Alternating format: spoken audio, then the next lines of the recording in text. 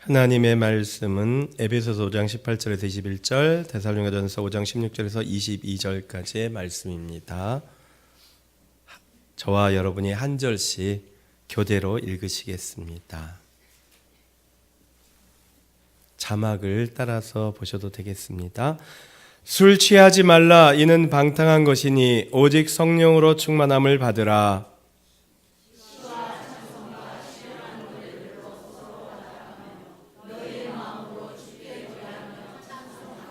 범사에 우리 주 예수 그리스도 이름으로 항상 아버지 하나님께 감사하며 항상 기뻐하라. 범사에 감사하라. 이것이 그리스도 예수 안에서 너희를 향하신 하나님의 뜻이니라. 예언을 멸시하지 말고 다 같이 악은 어떤 모양이라도 버리라. 아멘. 마하나임 찬양대가 하나님께 찬양으로 영광하겠습니다. 살아계신 하나님, 역사하시는 주님, 오늘도 말씀하시는 하나님, 생명의 말씀으로 저희를 살리심을 믿습니다. 생명의 말씀으로 저희를 고쳐주심을 믿습니다. 생명의 말씀으로 저희가 능력으로 힘있게 세상과 싸워 이길 수 있도록 지켜주심을 믿습니다. 오늘도 주님의 성령께서 주장하여 주셔서 진리의 말씀, 생명의 말씀을 온전히 선포하게 하옵소서. 말씀 그대로 받아들이게 하옵소서. 말씀의 역사를 우리의 심령 가운데서 체험케 하여 주시옵소서. 나를 믿는 자는 그 배에서 영생하도록 솟아나는 생수가 넘쳐나리라고 약속하신 주님의 그 말씀이 오늘 이루어지게 하여 주시옵소서. 예수님의 이름으로 기도하였습니다. 아멘.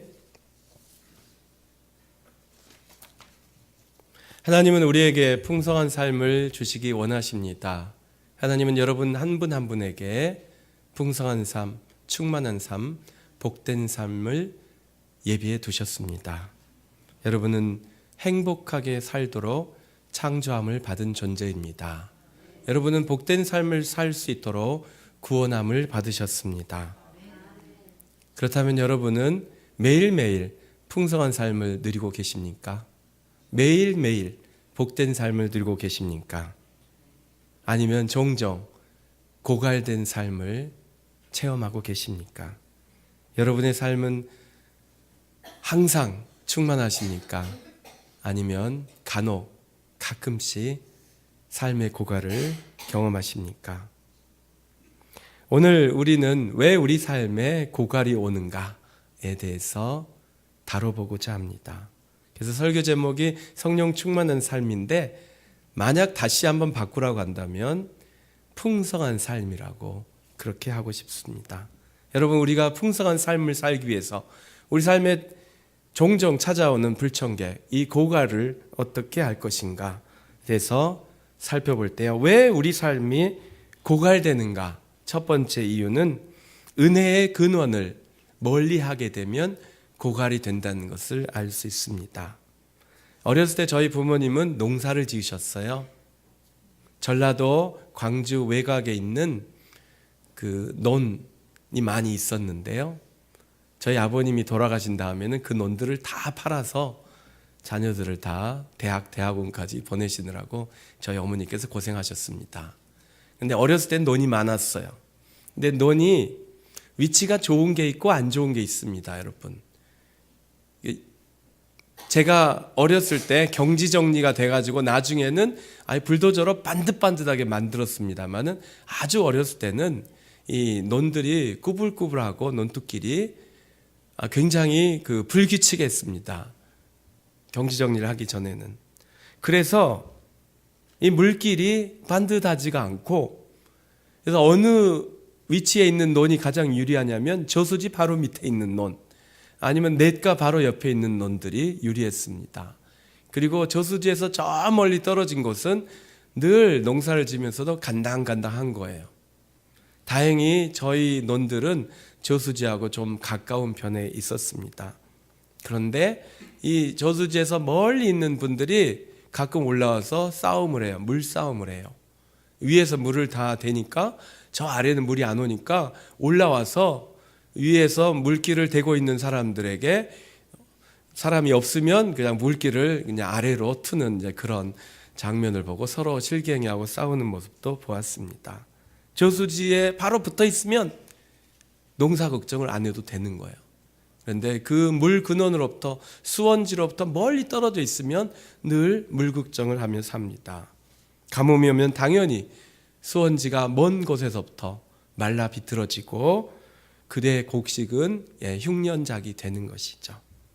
예레미야 2장 13절에 이런 말씀이 있습니다. 내 백성이 두 가지 악을 행하였나니 곧 그들이 생수의 근원되는 나를 버린 것과 스스로 웅덩이를 판 것인데 그것은 그 물을 가두지 못할 터진 웅덩이들이니라. 우리가 왜 은혜가 고갈이 됩니까? 은혜의 근원되는 생수를 떠나서 스스로 은혜 받으려고 할 때, 스스로 해보려고 할 때 은혜가 고갈이 되는 것입니다. 그 근원에 다시 돌아가는 것만이 은혜를 회복하는 것이죠. 나무가 말라 비틀어지면 그 나무를 뽑아서 물 옆에 심어야 다시 살아날 수밖에 없는 것입니다. 그래서 생수의 근원 되시는 하나님께로 돌아가는 것만이 우리가 풍성해지는 비결입니다. 두 번째로 고갈은 왜 일어나는가? 고갈은 시간이 지나면 저절로 일어납니다. 여러분, 모든 사람이 다 물 한 컵을 받았습니다. 하지만 시간이 지나면 그 컵은 비워지게 되어 있습니다. 중간에 절반쯤 마시고서 이 잔이 어떻게 될까 고민해봐야 소용이 없어요. 시간이 지나면 어차피 우리가 받은 은혜의 잔은 비워지게 되어 있습니다. 그래서 시간이 너무 지나기 전에, 은혜 받은 기억이 희미해지기 전에 다시 컵의 물을 채워야 합니다. 은혜로 우리 영혼을 채워야 합니다. 생수통에 가서 쏟아지는 물을 받는 그것을 상상해 보십시오. 그러면 바로 흐르는 그 물 옆에 있으면 고갈될 염려가 없겠지요. 그래서 계속해서 채우면 됩니다, 여러분.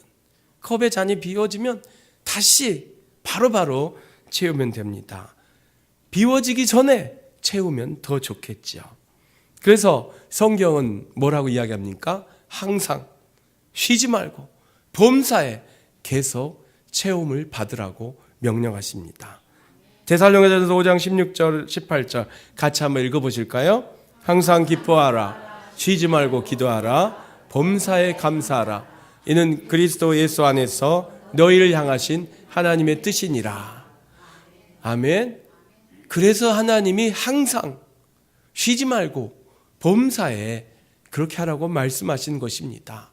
그렇지 않으면 고갈됩니다, 여러분. 예. 우리가 누구 대단한 사람도 아니고 교회를 오랫동안 쉬면, 말씀을 오랫동안 덮어두면, 말씀 듣는 기회를 띄엄띄엄 하면 은혜가 고갈되게 돼 있습니다. 나 믿음이 떨어졌나 봐. 그게 아니고 그게 원래 정상입니다. 아무리 믿음이 좋은 분도 며칠 기도 안 하면 약해지게 되어 있습니다. 그럴 때는 내 믿음이 떨어졌나, 내가 약한가, 그게 아니라 은혜의 근원으로 돌아가시면 됩니다. 은혜의 그 충만함을 회복하시기 위해서 하나님의 말씀을 붙드시면 됩니다. 그래서 여러분, 우리가 항상 쉬지 말고 범사에, 이것은 그것을 채우는 간격을 좀 빈번하게 하라는 뜻입니다. 하나님의 은혜로 다시 채워지는 그 기간, 그 간격을 너무 넓히지 말고 빈번하게 하라는 것입니다. 그래서 여러분, 아무래도 일주일에 한 번만 하나님의 말씀을 듣는 것보다는 두 번 듣는 것이 더 유리하죠. 이것은 상식적인 이야기입니다. 수요 예배 나오라고 제가 강요하는 것은 아닙니다만은, 수요 예배 아니면은 그날 하나님의 말씀을 가까이 하면 은혜가 떨어지지 않을 가능성이 더 많아지는 것이죠. 새벽마다 일어나서 말씀을 읽으시면 하루하루가 충만할 수 있겠지요. 그래서 하나님께서 오늘 우리에게 말씀하십니다. 하나님의 뜻이 무엇이라고요? 항상 기뻐하고 쉬지 말고 기도하고 범사에 감사하는 것인데 그것은 성령 충만한 삶의 모습입니다. 성령으로 충만하시면 그렇게 살 수 있습니다. 우리가 그렇게 노력해서 되는 것이 힘들다는 것을 다 인정하시죠. 해보셨으니까 이게 힘들다는 걸 아십니다. 성령으로 충만하실 때 그렇게 사실 수 있습니다. 그럼 여러분, 성령으로 충만하기 위해서 우리는 어떻게 해야 한다고 지난주에 말씀으로 확인했습니까? 열심히 말씀을 들으시고 열심히 기도하시면 성령으로 충만해집니다. 여러분, 충만이란 말은 어려운 말이 아니에요. 성경에만 나오는 특별한 단어가 아니에요. 이 말은 채운다는 뜻입니다. 컵에 물을 부으면 컵이 충만해지는 거예요. 하나님의 말씀이 여러분의 귀를 통해 들어가면 여러분의 영혼이 말씀으로 충만해지는 거예요. 아주 간단한 겁니다. 채우는 것이 충만입니다. 그런데 어떤 사람은 우리의 육신을 술로 채웁니다. 술을 부어 마시면 술 충만해지는 거죠. 하지만 성령을 사모하시고 성령을 받으시면 성령으로 충만해집니다. 오늘 에베소서 5장 18절에 술 취하지 말라는 말이 나왔으니까 여러분, 술 좋아하시는 분이 계신 줄 알지만 죄송하지만 오늘은 술 충만과 성령 충만을 한 번 더 언급하고 가겠습니다. 많이 들으셨겠지만 여러분, 술에 충만한 사람과 술 취한 사람과 성령 충만한 사람은 비슷한 증상이 몇 가지 있다고 그래요. 잘 아시다시피 술에 취하면 대부분이 시끄러워집니다. 성령 충만한 사람도 말이 많아집니다. 술에 취하면 고성방가 노래를 부르는 사람들이 있습니다. 홍도야 홍도야 어쩌고 저쩌고. 성령 충만한 사람도 노래를 하는데 찬양을 부릅니다. 술에 취하면 얼굴 색이 달라지죠. 뻔뻔해지죠. 네. 성령 충만한 사람도 겁이 없어집니다. 그래서 전도를 더 열심히 하지요. 그리고 술에 취하면 내가 더 이상 내 주인이 아닙니다. 성령 충만해도 스스로 주인이라고 주장하지 않습니다. 차이점은 술에 취하면 술이 주인이 되고 성령 충만하면 성령님이 주인이 되십니다. 그래서 오늘 여러분, 성령으로 충만하라는 것은 다른 게 아니고 오직 성령으로 충만하라는 것은 성령님 위에 좋아하는 것, 내가 정말로 사모하는 것, 그런 것들을 제쳐두시고 하나님의 성령을 제일 우선으로 모셔드리라는 것입니다. 그래서 오늘 성령 충만을 유지하는 법에 대해서 에베소서에 나와요. 성령을 받은 다음에, 성령을 받는 것은 내 노력으로 되는 것은 아닙니다. 예수 그리스도를 믿는 자에게 성령이 오십니다. 그런데 성령으로 충만해지시려면 그 믿음이 자라야 돼요. 말씀을 들으시고 기도를 열심히 하시면 성령으로 충만해집니다. 그런데 성령의 충만함을 유지를 해야 될 거 아니에요. 고갈되지 않도록 유지해야 되는데 그것이 에베소서 5장 19절에 나와요. 시와 찬송과 신령한 노래들로 서로 화답하며. 여러분, 성도들이 만나서 무슨 이야기를 주고받으십니까? 서로 화답한다는 말은 주거니 받거니 하라는 뜻입니다. 그래서 여러분, 언제 한번 지역 모임이나 어디서 한번 그렇게 해보세요. 각자가 좋아하는 찬송가를 한 곡씩 돌아가면서 불러보세요. 이것이 찬양으로, 시와 찬미와 노래로 서로 화답하는 것입니다. 이것은 절대로 혼자서 할 수 없습니다. 여러분, 같이 해보세요. 너무나 큰 은혜를 받으실 것입니다. 그리고 우리의 마음으로 주님께 노래하며 찬송하는 것입니다. 사람들끼리 서로 노래를 주거니 받거니 하다 보면 노래방처럼 생각될 수도 있는데요. 여러분, 우리가 성도들이 모여서 노래를 주거니 받거니 해도 그 중심은 주님이십니다. 믿습니까? 예수님을 가운데 주인으로 모셔놓고 하나님을 찬양하는 찬양을 돌아가면서 해보시기 바랍니다. 성령 충만을 유지할 수 있습니다. 두 번째, 에베소서 5장 20절, 범사에 우리 주 예수 그리스도의 이름으로 항상 아버지 하나님께 감사하며. 여기 또 나왔죠, 여러분? 항상 감사하며. 감사는 재탕을 해도 괜찮습니다. 옆에 분에게 한번 해보십시다. 감사는 재탕해도 괜찮대요. 예. 예. 근데 여러분 이게 좀 구분을 해야 돼요. 자랑을 재탕하는 사람들이 있어요. 자랑. 네. 사실은 감사한다고 하면서 자랑질을 하는 거야. 근데 자랑하고 감사는 좀 달라요. 결론이 달라요. 자랑은 나에게로 오는 것이고 감사는 주님께로 올라가는 거예요. 똑같은 이야기를 할 수도 있어요. 똑같은 아들, 딸 이야기 할 수도 있고 똑같은 직장 이야기를 할 수도 있는데 결론이 달라. 결론이 하나님께 영광이면 감사고 결론이 내가 잘났어가 되면 자랑질이 되는 거예요. 비슷한 내용일 수 있어요. 하지만 감사를 항상 하시기 바랍니다. 감사할 거 다 했습니다. 그러면 또 반복하셔도 됩니다. 세 번째, 서로 복종하는 것입니다. 5장 21절 한번 읽어보실까요? 그리스도를 경외함으로 피차 복종하라. 물론 이 내용은 다음에 나오는 부부관계에 대해서 사도 바울이 말씀하시는 내용입니다. 그런데 어쨌든 간에 성령 충만한 삶에 관련된 부부관계예요. 남과 여가 만나서 한 가정을 이루잖아요. 사랑하고 또 섬기고 하지만은 이상하게 위계 질서가 생깁니다. 아니면 주도권이 생겨요. 경제 주도권은 이쪽, 그다음에 자식 교육 주도권은 이쪽, 뭐 어떤 식으로 생기든지 아니면 모든 것을 다 한 사람이 쥐는 그런 주도권이 생기든지 그건 좀 비극이죠. 아무튼 그런 것이 있는데 가장 이상적인 것은 피차 복종하는 것입니다. 믿습니까? 예, 남편과 아내가 서로 복종하고 교인들과 목사도 서로 복종하고 회사에서 사장님과 직원들도 서로 복종하고 이러면 지상낙원이 되는 거예요. 그런데 사회생활이 그게 더 쉬워 보여서 그런지 효율적이어서 보이는지 항상 위계 질서가 있습니다. 그런데 성령 충만한 사람은 그것을 따지지 않습니다. 그냥 피차 복종하는 거예요. 그럼 따질 필요가 없어요. 피차 복종할 거니까 어차피 복종할 거니까 내가 먼저 굽히는 겁니다. 내가 먼저 겸손하게 하는 것입니다. 그러할 때 성령 충만을 유지할 수 있습니다. 데살로니가 전서 5장 19절 이하는 이 성령 충만에 대해서 또 반대 방향에서 말씀을 합니다. 성령을 소멸하지 말라고 합니다. 여러분 여기서 소멸하지 말라는 단어는 불을 끄다라는 때 그 소화기 있죠. 소화기 여러분. 소화기를 영어로 extinguisher라고 그래요. extinguisher. 불을 확 제 앞에서 꺼버리는 건데 그 단어하고 같은 원어를 쓰고 있습니다. 성령을 그냥 쫙 꺼버리는 사람이 있다는 거예요. 그것을 안 하면 성령 충만할 수 있겠죠. 그래서 제가 좀 더 풀이를 해봤습니다.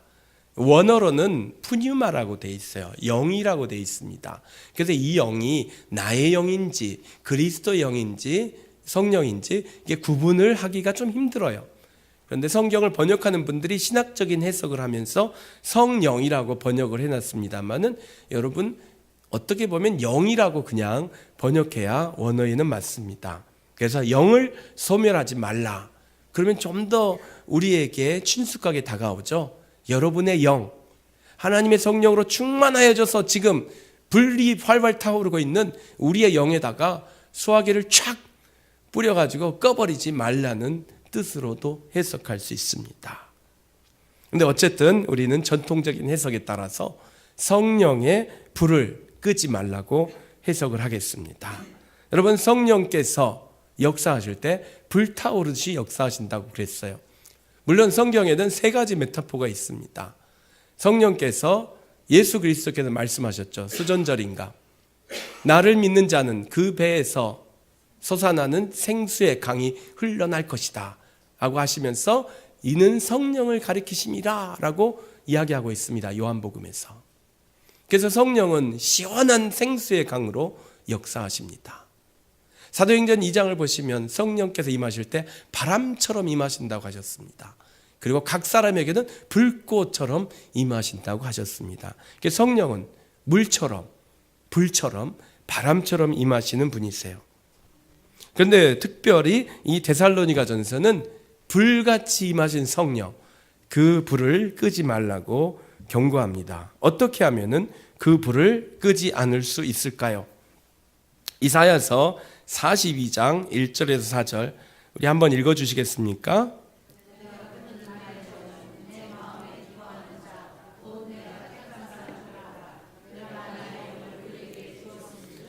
그가 이방에 정의를 베풀리라.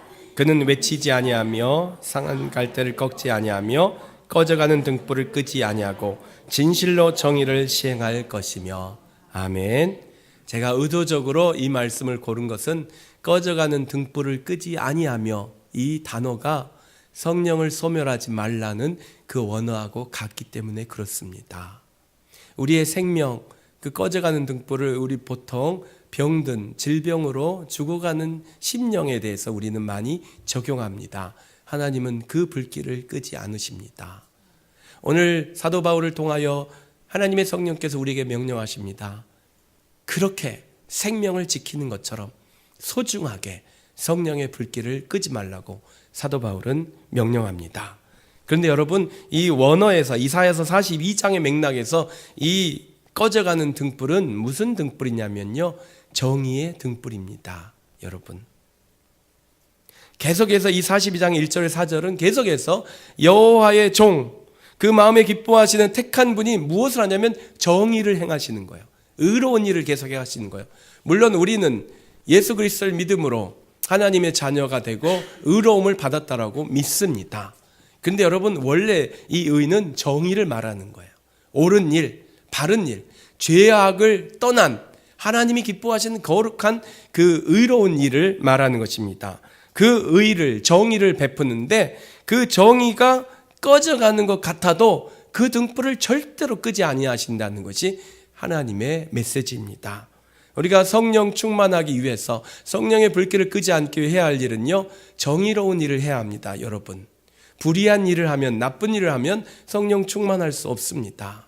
도둑질을 하면서 성령 충만하다고 말하는 사람은 뭔가 잘못된 거예요. 진짜 잘못된 거예요. 두 번째, 고린도전서 6장 11절 같이 한번 읽어보실까요?